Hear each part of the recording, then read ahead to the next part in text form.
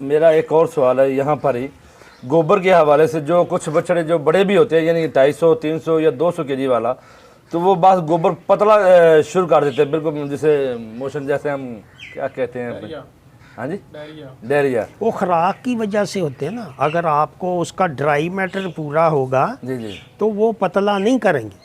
उसमें आप अगर खुराक उसको ड्राई मैटर कम देंगे, सब्ज़ चारा ज़्यादा देंगे, इसीलिए सब्ज़ चारा लूसन बरसीम के साथ 30% तूड़ी डालते हैं लोग। अच्छा सर। ताकि वो सब्ज़ चारा फिर नुकसान देता है। सब्ज़ लूसन देंगे तो वो सारा रिक करेगी, उसमें आप वो डालेंगे तूड़ी। अच्छा जहाँ कोई खुश्क रोड ग्रास डाले तो उससे वो फिर पेट खराब नहीं होगा। सर आपकी ही वीडियो किसी दोस्त ने देखी थी, वो कह रहे हैं कि कट्टों वाला तरीका बताएं, और साथ साथ आया कि जो कट्टों वाला तरीका है जो आपने बताया किसी वीडियो में, अब मुझे भी याद नहीं, उस भाई ने यही कहा है, तो वो तरीका आया कि बछड़ों में भी किया जा सकता है। कट्टों में हो या बछड़ों में, जी जी, उसमें जो काफ स्टार्टर आप इस्तेमाल करें जी, और दूसरा जो बैलेंस फार्मूला होगा, तो वो बिल्कुल, पहले तो हम ये कहते थे ना कि यूट्यूब पे भी मैंने बताए हुए हैं फार्मूले, तो अगर वो हमारा बना हुआ लेंगे तो उसमें सारी चीज़ें हैं, विटामिन मिनरल, वो जो आम नहीं मिलते। जी। बाकी वो खुद आप खुद भी बना सकते हैं। अच्छा सर, मैं जाते जाते कुछ आपसे ये भी जानूंगा बीमारियों के मतलब, बछड़ों की बीमारियों के मतलब। जब बछड़े फार्म पर लेकर आते हैं, आया के जो दोस्त फार्मर हैं, आगे फ़ौरन टीके लगवाने यानी वैक्सीनेशन करवानी चाहिए, आगे आते ही डिवर्मिंग कर लेनी चाहिए? इसका ज़रा वज़ाह के साथ तरीका हमें बता दें, ताकि जो नए फार्मर हैं डिवर्मिंग के हवाले से परेशान हैं, वो कौन सी साथ डिवर्मिंग करें और वैक्सीनेशन कौन सी करें, ताकि उन लोगों को फ़ायदा हो, चाहे कटे हों चाहे बछड़े हों। सबसे पहले तो जब आप जानवर लेते हैं, वो कई बाज़ दफ़ा लोग सस्ते देख के ख़रीद लेते हैं, उसमें कोई बीमारी भी हो सकती है। तो आप सारे पहले बछड़ों को देखें, और उसके अलावा चिच्चड़ देखें। चिच्चड़ दुम के नीचे होते हैं या कान के नीचे या अंदर जो चड्डे के अंदर नरम जगह होती है वहाँ लगे होते हैं। तो आप उसको लाजमी तौर पे चिच्चड़ देखें। चिच्चड़ों से बहुत सारे बछड़े ये प्रॉब्लम फील्ड में आ रहा है कि वो एक आध जानवर को चिच्चड़ है, वो सब को चिच्चड़ लग जाएंगे और वो बीमारी सब में हो जाएगी, जिसमें तेज़ शदीद बुखार होता है 106, और उसको कहते हैं थलीरियसिस, चिच्चड़ों का बुखार, और उसमें वो टीका लगता है ब्यूटालेक्स। उसके अलावा जो आम अगर कोई गलत ट्रीटमेंट करे तो वो जानवर मर सकता है। चिचड़ों से वो खून, पेशाब जो खून वाला करते हैं, आजकल ख़ासकर गर्मियों में ये बहुत ज़्यादा मसला है।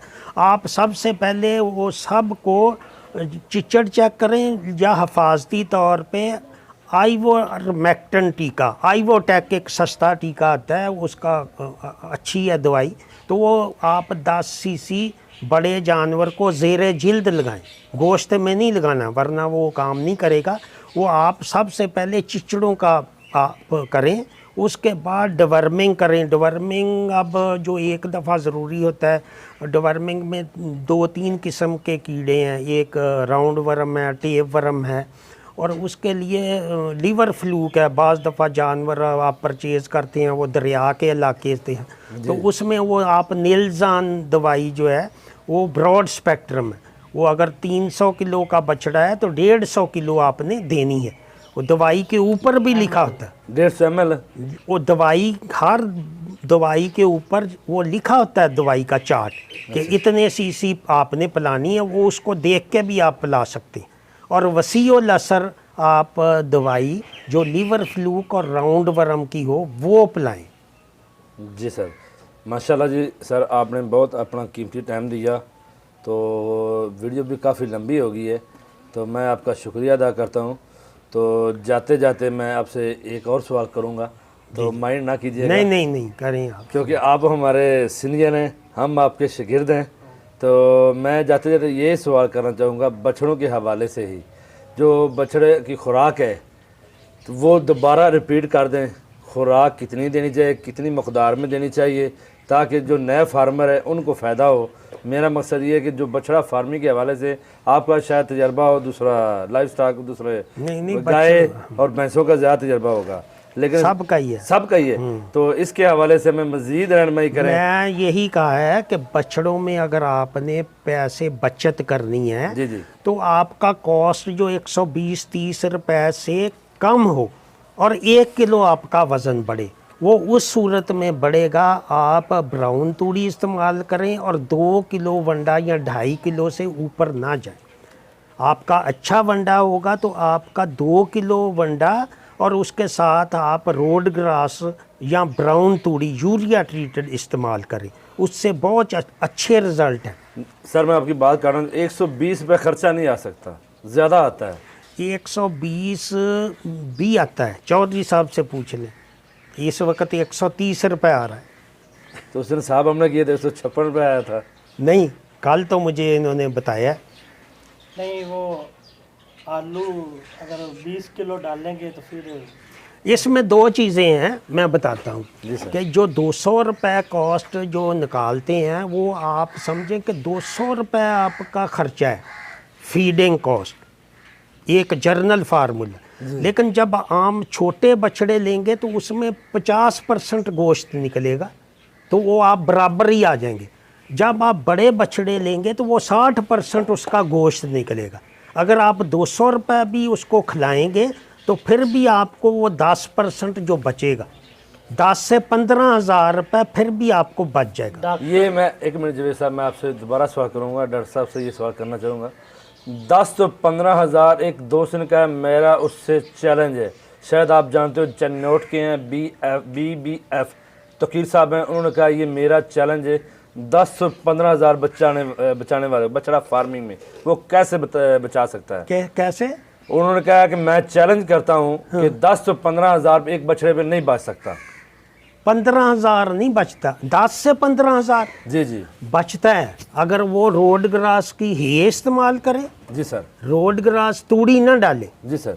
और वंडा डाले और 250 से ऊपर ले, 260 किलो 260 किलो का बछड़ा ले जी सर। और तूड़ी ना डाले, ही डाले जिसमें 12% प्रोटीन है, और मैं गारंटी से कहता हूँ कि 15,000 बचेगा। 15,000 बछड़े में बचेगा। 5,000 वो ऑफल के, 10,000 वो 5,000 वो देते हैं ऑफल के। वो तो कभी 3,000 देते हैं, कभी 35,000 नहीं, ये तो अब वो उनकी मोनोपोली है ना। जी जी। वो रेट भी कम कर सकते हैं। जी कर सकते देखे ना, एक आदमी कारोबार कर रहा है, वो आपको किसी वक्त भी वो रेट भी डाउन कर सकता है। वो कहता मैं लेता ही नहीं, ये मोनोपोली है। जी जी। और इसमें इसीलिए लोगों को फायदा नहीं होता कि 2 चीज़ें हैं, अगर आप रोड ग्रास और वंडा डालेंगे तो उससे खर्चा कम हो जाएगा, आपका 200 की बजाय 150 की बजाय 100 पे आ जाएगा। तूड़ी की बजाय रोड ग्रास और 2 किलो वंडा उस पे पानी। माशाल्लाह। जी भाई जवेद साहब, आप कुछ कहना चाहते थे? मैं ना जी वो 120 वाली बात आपकी, 120-30 वाली बेसिक मेरा जो फार्म पर है ना, डॉक्टर साहब का फार्मूला मैं इस्तेमाल कर रहा जी जी। हूँ, साथ में 20 kg आलू इस्तेमाल कर रहा हूँ। जी जी। मेरे जो एवरेज है ना वो आई है 1440 ग्राम की। जी जी, मैंने बताया 1400। तो वीडियो में आपकी अगर बताया आप गया है। 1 किलो की एवरेज लेंगे, अगर मैं 1 किलो की एवरेज लेना शुरू कर दूं तो मैं उतने आलू कम कर दूं हाँ। तो वो 120 ही आएगी। अगर 1 किलो की एवरेज You are लेना right, sir. चाहूंगा, Sorry sir, मुझे अब तो समझा वो रही है। 1 किलो की एवरेज 120 में ही आएगी। जी जी ये आप 1440 ग्राम की एवरेज आ रही है। डॉक्टर साहब का ने मुझे जो खुसूसी फार्मूला दिया है, इनकी मेहरबानी है, इनका शुक्रिया है। इन्होंने अपना जो खुसूसी फार्मूला मुझे दिया है उससे 1440 ग्राम की एवरेज आई है मेरी। 9 दिन में 13 kg मेरे जानवरों ने, फी जानवरों की एवरेज, किसी ने ज़्यादा किया है, किसी ने कम किया है। जी जी। तो 9 दिनों में 13 kg की एवरेज आई है मेरे जानवरों की। वो मैं डॉक्टर साहब के साथ चल रहा हूँ, इनके बताए हुए तरीके के मुताबिक चल रहा हूँ, बल्कि इनके मशवरे के मुताबिक ही मैंने जानवर ख़रीदे हैं। इनको मैं भेजता हूँ वीडियो कि ये जानवर ऐसा किस तरह का लेना चाहिए, मुझे बताते हैं, क्योंकि मैं इनके साथ अटैच हूँ, मैं इनके ग्रुप में शामिल हूँ। इन्होंने मुझे अपने ग्रुप में शामिल किया हुआ है और ब्राउन तूड़ी भी तैयार और की। ब्राउन तूड़ी वो इंटरव्यू मैंने किया है। इन्होंने तैयार करवाई है ब्राउन तूड़ी मुझसे कि ऐसे करें और मज़ीद अच्छे रिजल्ट आएंगे। और अल्हम्दुलिल्लाह मुझे ये बछड़े की ABC का कोई पता नहीं था कि ये क्या होते हैं। और जो बहुत पुराने फार्मर हैं ना, वो 1 kg से ऊपर वेट नहीं ले रहे हैं। और डॉक्टर साहब की मुशावरत से, डॉक्टर साहब की मेहरबानी से, इनके फार्मूले के साथ अल्हम्दुलिल्लाह 1440 ग्राम की एवरेज आ रही है। अल्हम्दुलिल्लाह माशाल्लाह जी माशाल्लाह, बहुत अच्छा रिजल्ट आपको फिर मिल रहा है।